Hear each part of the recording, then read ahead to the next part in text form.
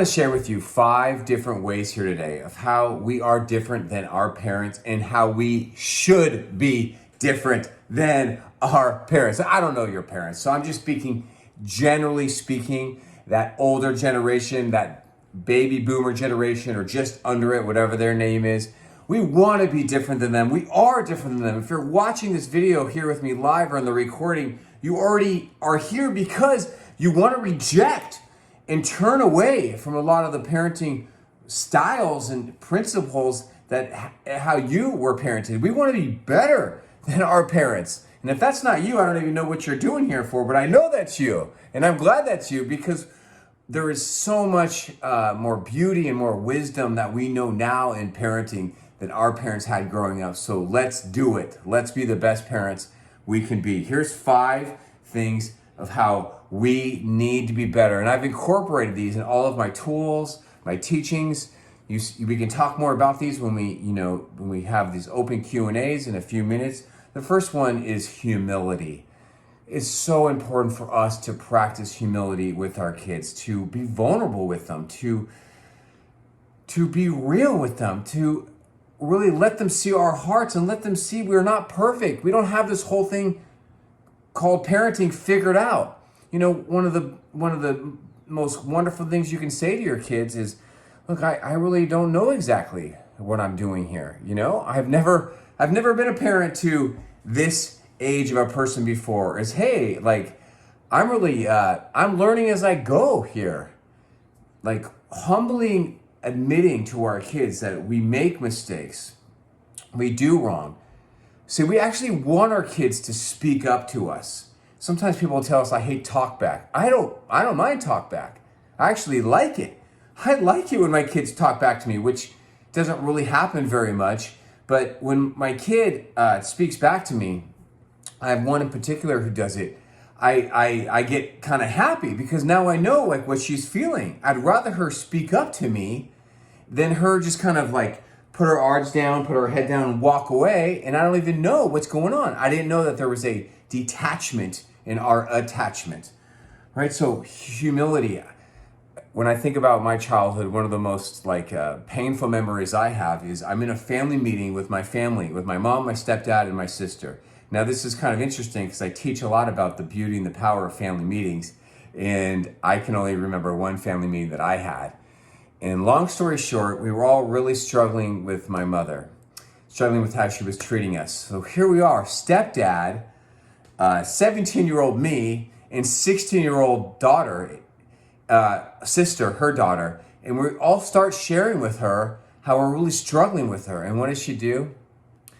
Well, she lashes out at us, says some mean things to us, and she storms out, leaving me there with a stepfather who is a loving man. And it's like, what the heck? Like, where was the humility? Number 2 is a tool I teach a lot about. Big fan of this tool. I often say that's my top 5 tool. This has got to be in my top 10. And if you have a teenager, it's got to be in your top 5. It's called shared problem solving. Shared problem solving. It's not like just solving problems on your own for your kid using punishments, control, or just figuring things out, but engaging their mind and using we language to say, yeah, what are we going to do here? Okay, so you don't want to brush your teeth, and I want you to brush your teeth. All right, well, we have a problem here. What should we do? All right, so you don't want to go to grandma's. I want you to go to grandma's. It's important to me. That's my mother. I love her. What should we do about this? Okay, so you want unlimited screen time, and I'm just not ready for that. Well, we have a problem to solve. Let's put our heads together and see if we can get a win-win from this. So often what our tendency is, and we're trying to move away from that tendency, is that we just try to solve these problems on our own. But if you can start engaging your kids in shared problem solving when they're 3, by the time they're 13, you'll be in a whole different place than other parents might be. And by the time they're in age 17, everything will be different because they'll be used to having their brain engaged and kind of, it's like a form of sharing power with them. Number 3 is a tool we talk about all the time, definitely a top 10 parenting tools. A lot of parent coaches talk about this. It's called empathetic limits. So empathetic limits needs to go together with limits. Empathy married with limits. Some parents, they're really good at limits. No, I said no. No, final answer. No, why do you keep asking me? You say one more thing, you're in trouble. No, you already know the house rules. This is the house rules. You know the expectations here. Do your chart. Do your chore chart. Look at your Excel sheet. You know what you can't do here? Stop doing this. Why are you even asking me, right? And what we do there is we really break connection. We hurt the attachment. Empathetic limits is beautiful. Some parents are really good at empathy, but not limits, right? They're good at like, oh yeah, that's really tough. You do have that. You do have that medical condition. That's really hard. Yeah. Okay. Let's do what you think's best. Yeah, I know you're going through a hard time. Yeah. Yes. Yeah. Your parents are divorced. So that's hard. Yeah. Okay. I'm here for you, honey.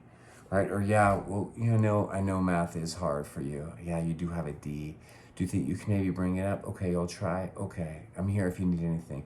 Right? But see, neither of these things are healthy and they really don't make sense. What really makes sense is what's called empathetic limits, which is, we do enter in and to really try to connect with our kids' emotions. You remember, you've heard me teach this a lot. It's like a math problem, right? The better you are at prompting conversations, right? Asking them to talk, making talking a normal thing in your home, not just, like, close communication. The more they're going to talk. The more they're going to talk, the better listener you need to be and not be triggered to then start talking back to them. The better listener you are, it's like a math problem. The more that they're going to feel safe, right? The more that they are going to feel safe talking to you without feeling judged, scolded, lectured, reprimanded, disconnected. The more that you're going to hear. The more that they talk, the more that you hear, the more stupid stuff you're going to hear. Like I teach about this a lot. For some reason, I always say like 5 bowls of ice cream. It's just like a metaphor for all the stupid stuff you're going to hear. I want to be a professional video game player. I want to be a professional athlete.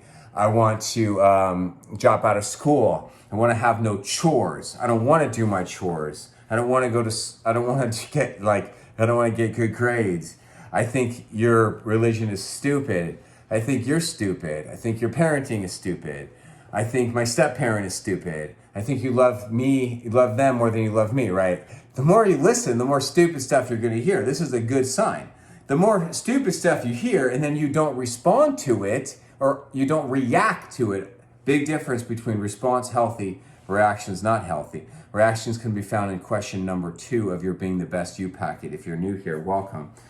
Then the more attachment and trust you're gonna build. And this is why empathetic limits is so beautiful, because kids know that there's limits. But the more that you have empathy for them and you have a vibe and a tone like, no, I'm not gonna give you 5 scoops of ice cream, or no, I'm not really gonna support you at age 16, dropping out of school and doing drugs.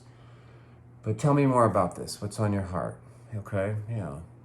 I can see why you would feel that way. Yeah, I know it does. It must be hard feeling like one parent, loves your sibling more than,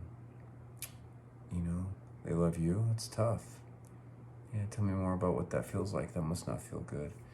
Yeah, I don't really like feeling controlled either. It sucks. So you're feeling control? Yeah, that's it's a tough feeling. How can I help?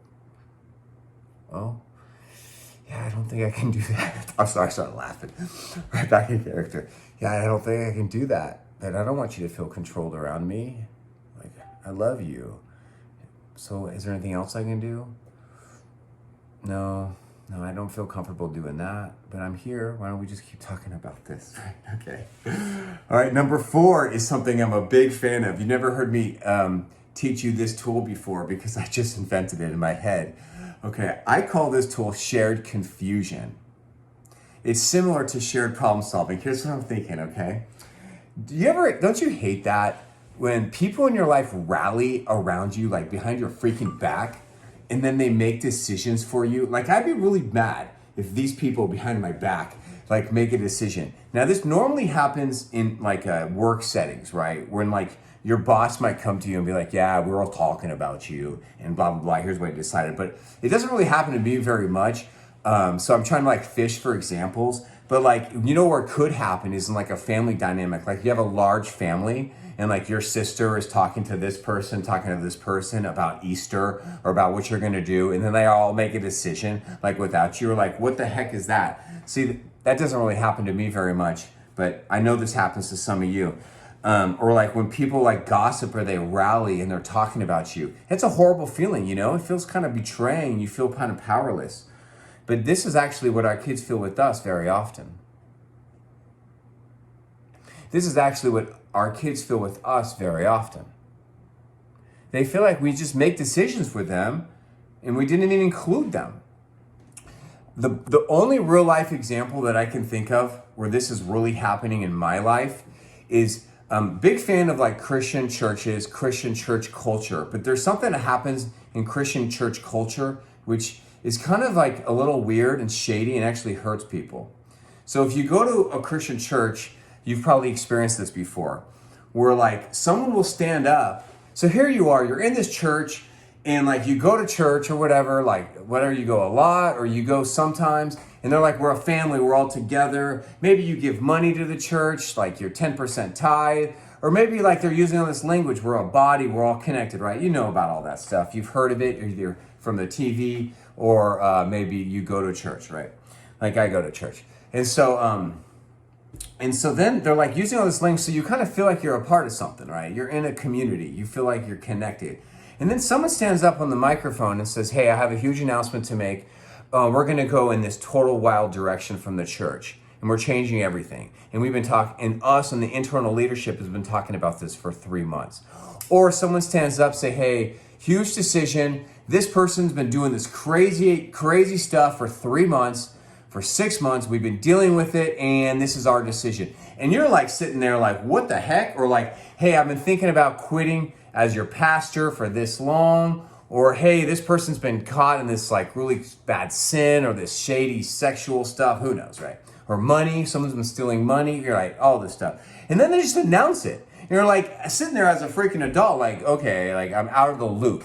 There's a button actually on question number 1. It's called unaware. I shared even last week how I don't like feeling that with my kids, right? Feeling out of the loop. I'm unaware. I feel that now more than ever because my kids are getting older and I'm more out of the loop than ever, right? And it's a hard feeling, right, parenting teenagers, because you feel so powerless. You feel so unaware on a normal basis.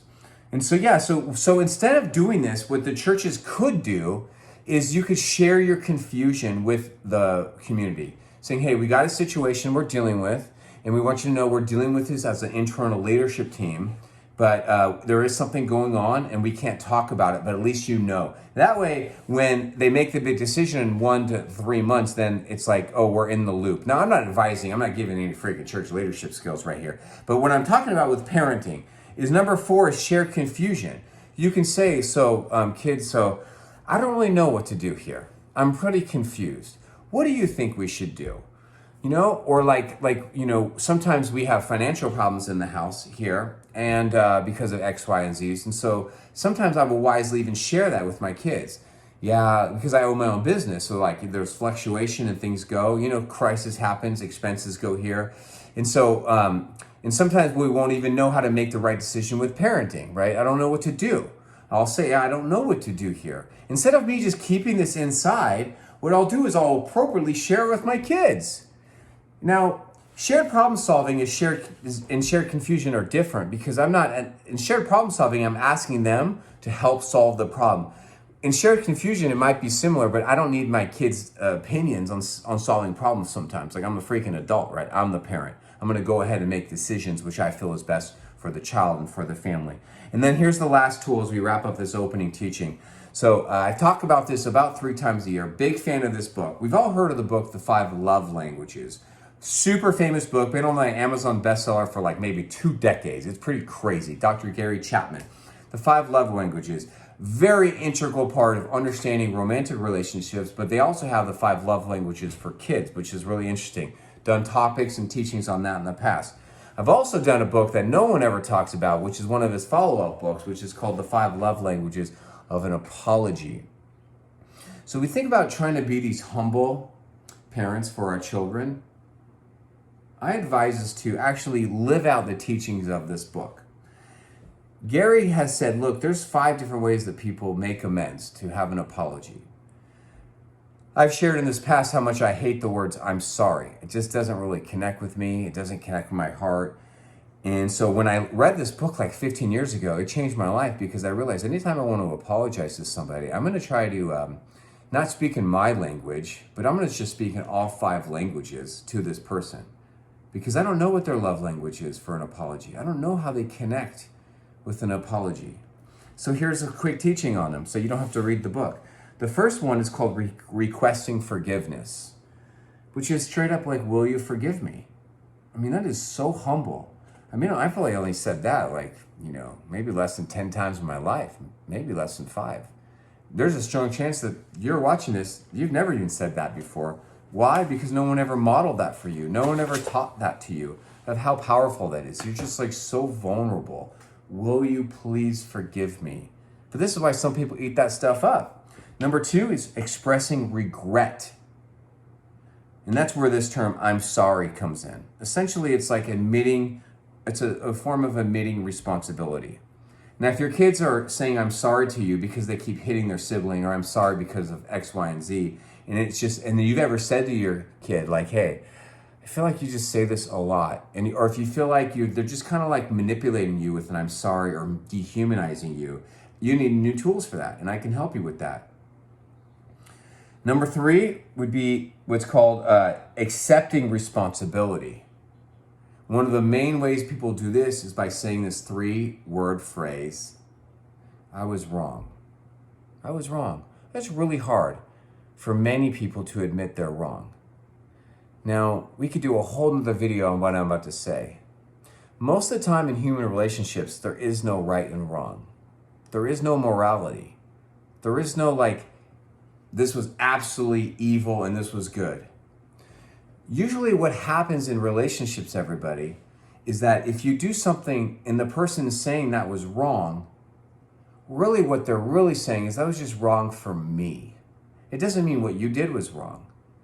Now, sure, sometimes you were going to do wrong things, right? Like if you purposely, intentionally do something wrong that breaks your vibe or your code or your vows or your agreements, right? That was wrong. So just admit it. But people like hearing I was wrong. And people don't like saying that because it pushes their buttons and it hurts their self-esteem and their worth, and it just brings them to be a lot of emotions. But just don't be afraid to say I was wrong to someone you love, especially your children, because it doesn't mean you're actually wrong, right? It doesn't mean you're a bad person. What it just means is this was wrong for you. And you know what, honey? And this is, I talk to my wife way more like this than I do my children. But I would say, look, if this is wrong for you, it means it's wrong for me, which means it's wrong for us. Number 4 would be making restitution. Big fan of this one for me personally. How this comes out, one of the ways it could come out is, hey, what can I do to make things right? Right? I teach this tool a lot in role playings, in Family 180, and in private sessions. And I think I realized I teach it so much because I love it so much, and because no one ever teaches it. It's a brilliant thing. I mean, if you think about like top 10 most lovely things you could say to another human being, I believe that one of the top number 1 things is 3 words. I teach about this a lot. So some of you that have been in the club for a while already know what I'm thinking. The words are, tell me more. Tell me more. I mean, it's such a lovely thing to say to somebody. It's just like a brilliant thing to say. It just like sends so many messages. Hey, tell me more about that. What would that be for? So, but this one is, hey, what can I do to make things right? Like, it's like a way of making amends. It's like reconciliation. And then, of course, number 5 is what Dr. Gary Chapman calls genuinely, no, he doesn't call it that, genuinely repenting, right? I want to change. I want to change, right? So I've had personal experience with all of these. I actually wrote a big letter to my family about 30 days ago. I don't want to share the details of this letter because it's very personal and private, and I already share a lot of vulnerable things in this group. But as some of you might have noticed, I've taken a 30-day fast and a break from posting on social media, on TikTok. And I did this because I got into a little bit of a rut over the summer, and I made some choices that really hurt my family. Some of these choices are just like unintentional choices, like kind of just like checking out and going to bed earlier and not being present. And some of them have to do with just really big mistakes that I made. I got caught up in the moment, in the heat of it, and I hurt some family members. And I wanted to practice what I preach. And so I want to be different than my parents. I don't want to walk out of a family meeting. I actually want to call a family meeting. I want to come there with a lovely letter, and I want to take ownership and responsibility for my crap, for what I've done. And I wanted it to be dramatic and serious, so I wrote the family a letter. And it was received well. And one of the things I really loved hearing was one of my daughters said to me, Dad, I almost said Sean. She said, Dad, I said, so what did you think about my letter? She said, yeah, I liked it. I was like, okay. Like, what'd you like about it? She said, well, I feel like I've already heard that before from you. That made me feel good. It made me feel good because it meant that I'd already like communicated that humility, to her, like one-on-one, and that the letter wasn't even really necessary. So the letter even might have been more for me, for them, because I want to make amends. I want to rebuild the attachments. And that's what happens. We're going to break the attachments at times. And what we need to do is be intentional about healing and reattaching that attachment, those attachment wounds, that those little disruptions